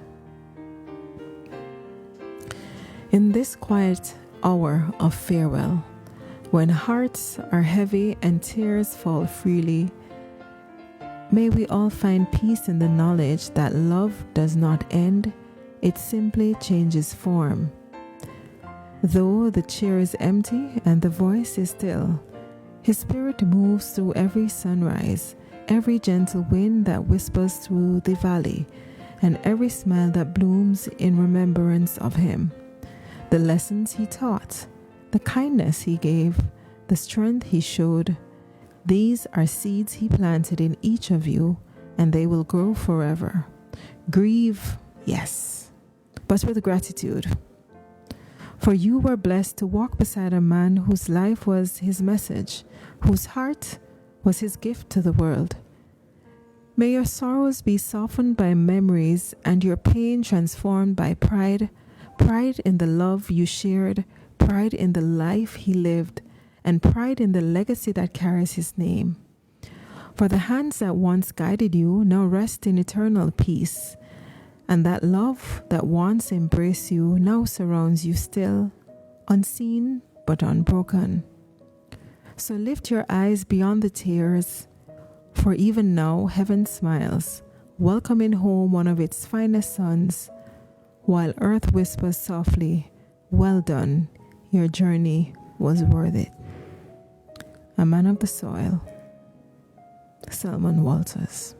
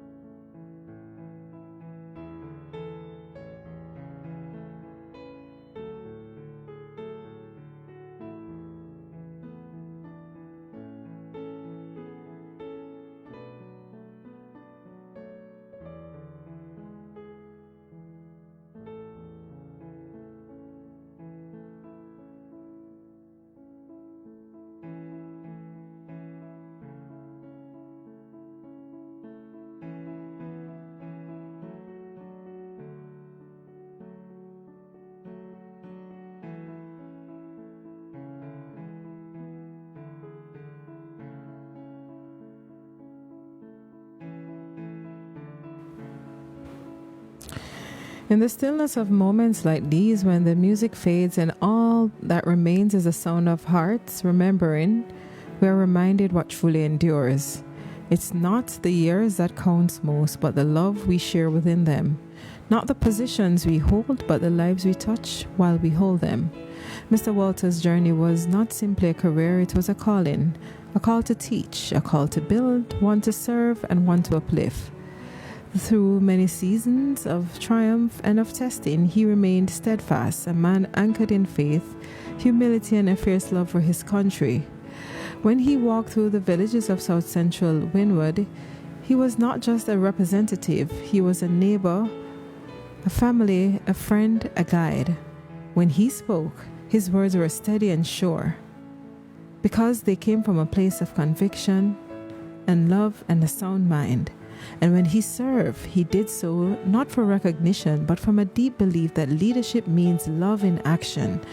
Today, that legacy calls out to all of us to live with purpose, to live with courage, and to believe again in the strength of our people, the strength of Hairuna, the strength of St. Vincent and the Grenadines, a resilient people. Because though one great servant has gone to rest, the work he began continues in every hand that now picks up the torch of service and carries it forward. As we prepare to bring this solemn yet beautiful service to a close, let us take comfort in knowing that a good man has done well. His life was a melody of faith and purpose, each note a contribution to the harmony of this nation. He has finished his course and he has left us richer. Not in material things, but in wisdom, integrity, and example. And so today, even as tears fall, let us raise our heads in gratitude. Gratitude for a man who showed us that humility is power. Gratitude for a patriot who proved that service is the highest form of leadership. Gratitude for a Vincentian whose story reminds us that greatness is often quiet, and it always begins with love for people and for country. To the family, my peace, may peace find you in the memories, and may you always feel his presence in every gentle breeze that passes through your home. To the people of St. Vincent and the Grenadines, may we walk in the light of his example with hearts united, hands willing and eyes fixed on the vision for a better nation, a brighter tomorrow. And to our dear brothers, colleagues, father and friend, may you rest in the eternal embrace of God you serve so faithfully. You have run your race with honor. You have finished well. Go now, good and faithful servant, your work here is done, but your legacy, your love, and your light will forever live on with us.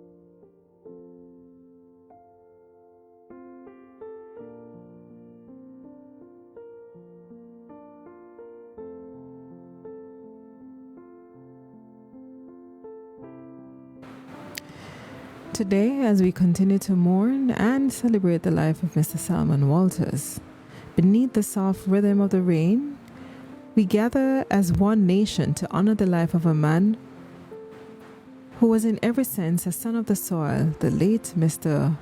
Selmon Walters. His story is one of humble beginnings and extraordinary service. Born in Hadley's village, to Samuel and Agnes Walters, his journey began as a pupil teacher at just 14 years old, a young boy with a chalk in his hand and a heart ready and devoted to learning and to the people. From the classrooms to the corridors of Parliament, from ministerial offices to the global stage as Consul General in New York, Mr. Walters served with dignity, purpose, and a deep love for St. Vincent and the Grenadines. His voice echoed for farmers, for families, for the youth, always grounded, always true to the land and the people who served him.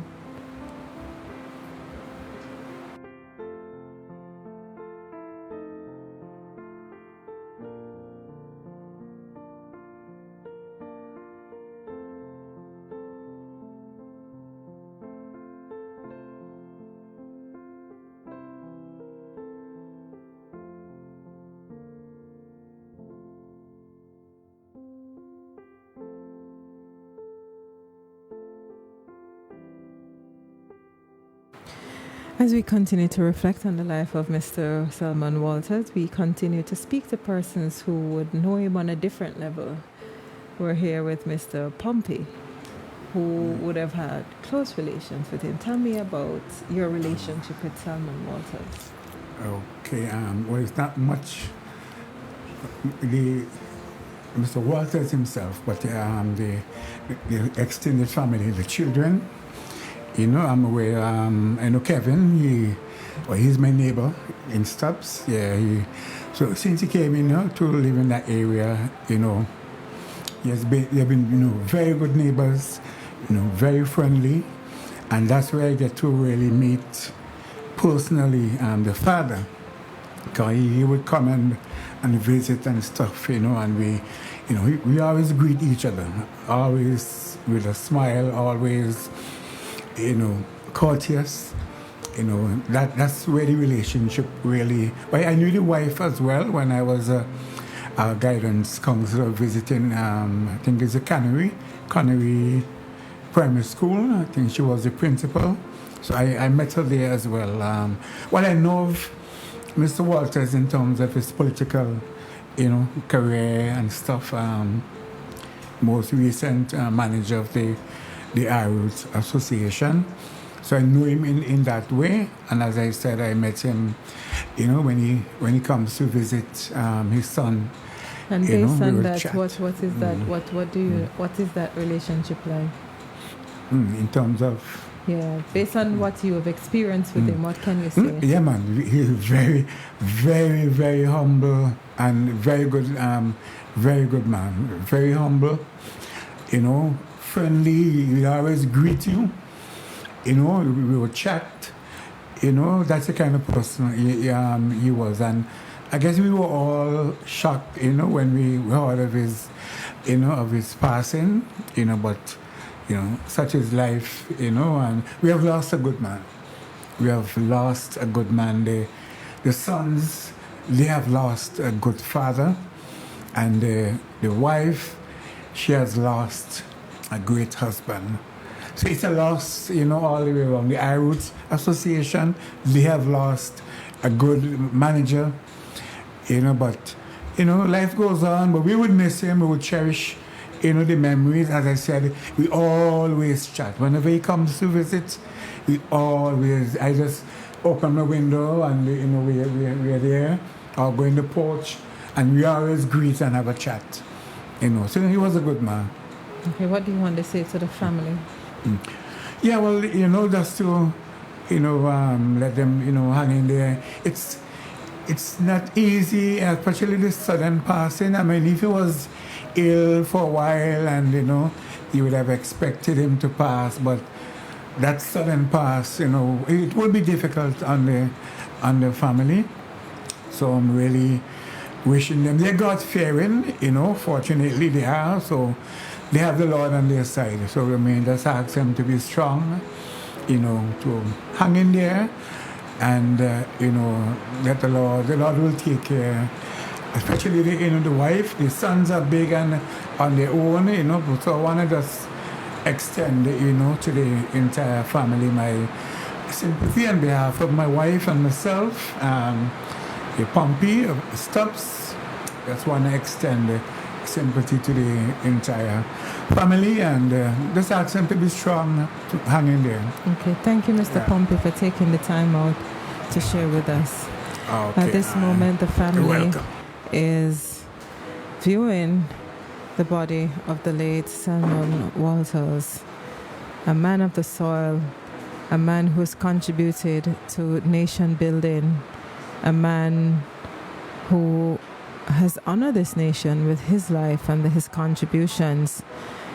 His story is definitely one of humble beginnings and an extraordinary service. As we know, he was born in Hadley's village to Samuel and Agnes Walters, and his journey began in terms of contribution as a pupil teacher just at 14 years old, where he started to influence young minds in his own contributions. A young boy with a chalk in hand and a heart ready and devoted to learning and to people. From the classrooms to the corridors of Parliament, from ministerial offices to the global stage as Consul General in New York, Mr. Walters served with dignity, purpose, and a deep sense of love for St. Vincent and the Grenadines. His voice echoed for farmers, for families, for youths, for the elderly, for the people, always grounded, always true to the land and to the people that shaped him. He was not just a politician or educator. He was a builder of minds, a builder of communities, a builder of people, a bridge between generations, a man whose legacy is etched not only in policies and programs, but in the hearts he touched and the lives he uplifted. His story reminds us that greatness does not come from titles, but from service, from the steady, patient showing of seeds that bear fruits long after one's time has passed. And so, as we stand today in reflection and in grace of the rain, it feels almost divine, as though the heavens themselves are blessing the soil he loved and served. Mr. Walters, he lived for this land. He worked for its people. And though his earthly journey has ended, his spirit will forever walk among the hills, the villages, the valleys, the classrooms of St. Vincent and the Grenadines. He leaves behind a legacy of leadership, humility, and faith, a life that calls each of us to serve with heart, to build with vision, and to love our community and country with quite enduring strength. We watch the family pay final respects to him as his body lays in state.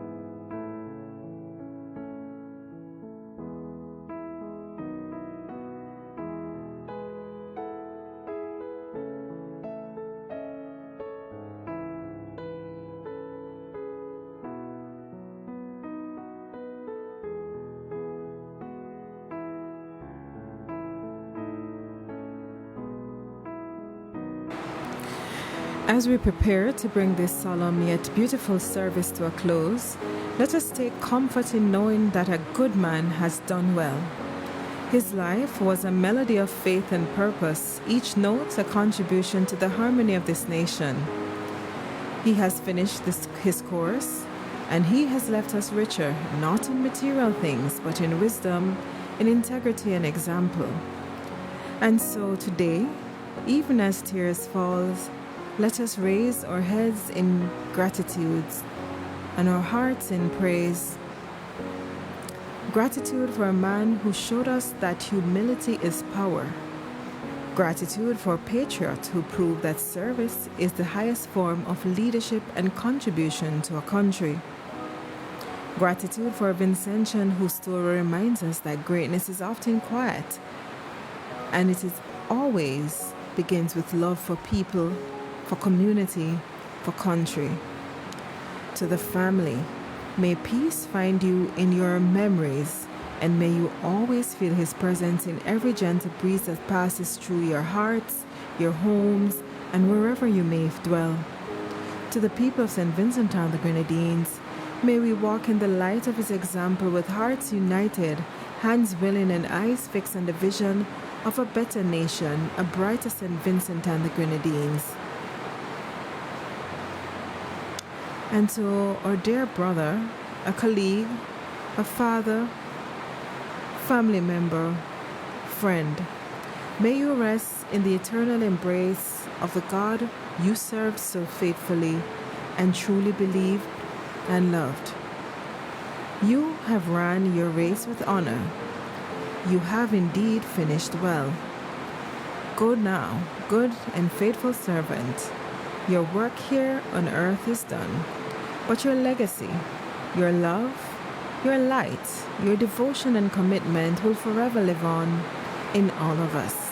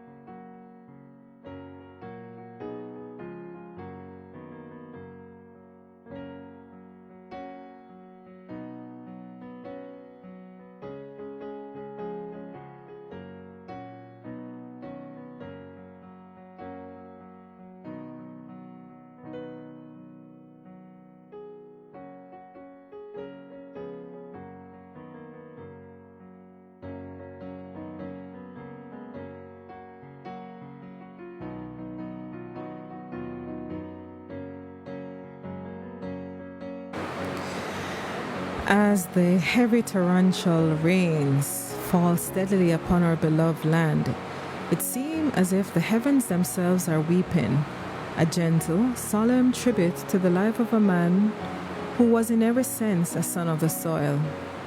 The rain reminds us that grief is not a weakness, but a natural reflection of love, a cleansing, a blessing, a way for the earth and our hearts to honor a life that mattered so profoundly. Mr. Selmon Walters was a man of service, a man of integrity, and a man of unwavering devotion to his people. From the classrooms of Lomond's Winwood Anglican School to the halls of Parliament and across oceans as Consular General, his life was a melody of purpose. Each act a note of care, leadership, and vision. Today, as raindrops fall upon the hills he loved, we are reminded that just as the rain nourishes the soil, Mr. Walters nourished this nation with wisdom, his dedication, and his love for its people. Every community he touched, every life, every colleague, every student he mentored, every policy he shaped, every comrade he interacted with, all of it flows like a river of legacy, carrying hope, inspiration, and the promise of growth. Though his physical presence is no longer with us, his spirit remains in the laughter of children whose lives he influenced, in the field he championed, in the arrowwood factory he managed, in the classrooms he enriched, and in the hearts of every Vincentian who saw him as a reflection of possibility, integrity, and devotion. Let this rain be a reminder to us all. Life is fragile. Time is fleeting. But the impact we leave on others is eternal. And in every droplet that falls today, we see the continuation of Mr. Walters' legacy, pure, renewing, and vital. Again, to the family, your love, your pride, your memories of him are treasures that even time cannot take. And to the nation, his life stands as a testament that one person committed to service can truly shape the course of a country and can lift entire communities and people and can inspire generations to come one life at a time, one classroom at a time, one community at a time. So let the rain fall, let it mingle with our tears, and let it carry our gratitude, our admiration, and our commitment to continue the work he began. Today we honor a teacher, a public servant, a visionary, a patriot, a man of enduring legacy. And though we bid farewell, his story, his love, and his light will continue to shine across this blessed land, this Hairuna, this St. Vincent and the Grenadines. Mr. Webster Selmon Walters, a man of the soil, a man of the people, your race has been run with honor, your journey complete, your legacy eternal. May your soul rest in peace, and may the nation you love so dearly continue to rise in your example.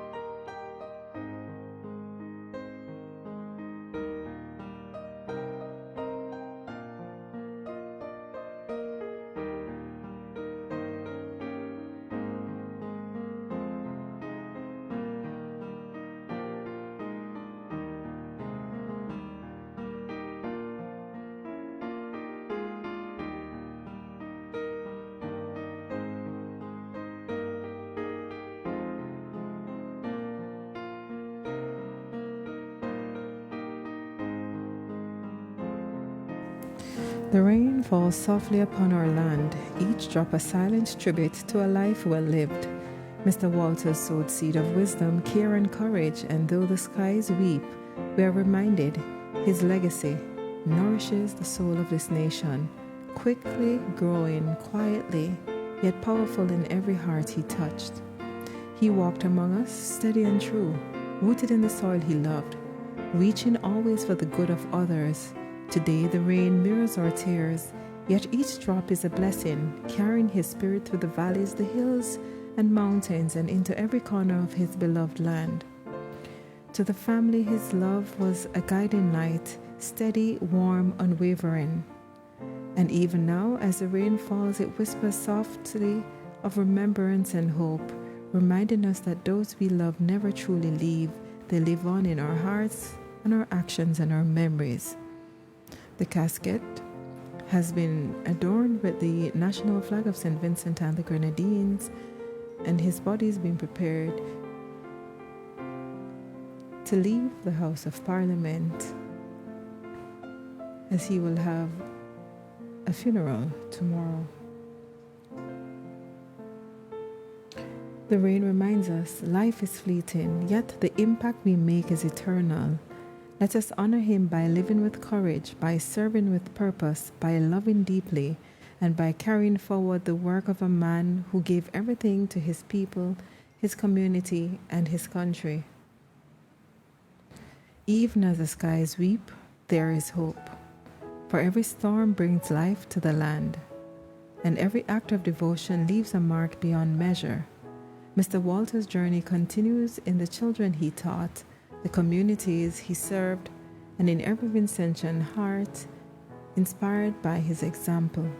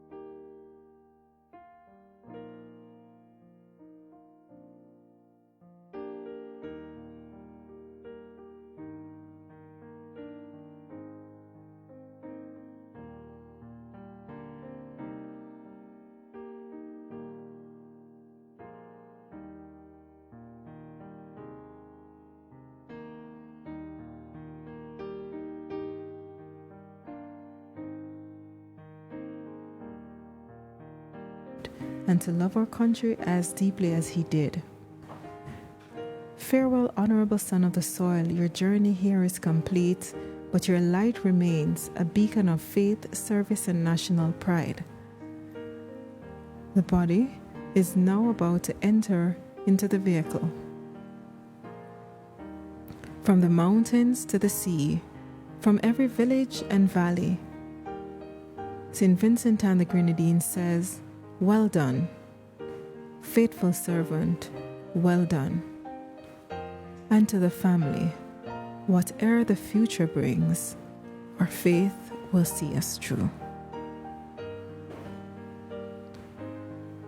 From the Agency for Public Information, I'm Nika Anderson Isaacs, signing out.